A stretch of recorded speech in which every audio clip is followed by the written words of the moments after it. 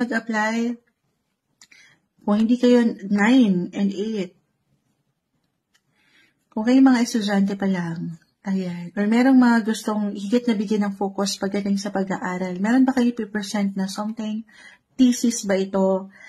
Or mag-defend na kayo, ayan. Anything, work, sa trabaho, sa pag-aaral, general message tayo, nakukuha ko yung enerhiya na ganun.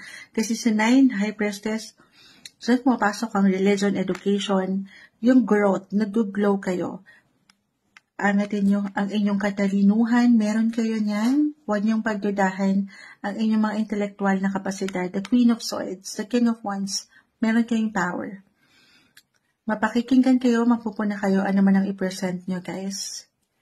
Yes po. Okay.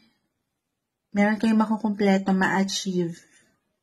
Yes po. Or patuloy yung pahintulutan lang din, ano. Alam nyo, madalas bumabagsak sa inyong mga Aquarius. Napapansin ko lang, si The Hermit, yung someone mature, a mentor, a guide. Kumbaga, hindi kayo nag-iisa. Ito kasi, maling kusang umaangat sa inyo talaga. Mahilig kayo magtanong. Meron kayong, may ilang pagtatanong. Kasi matatalino kayo eh. Meron kayong gustong malaman, madiskubre.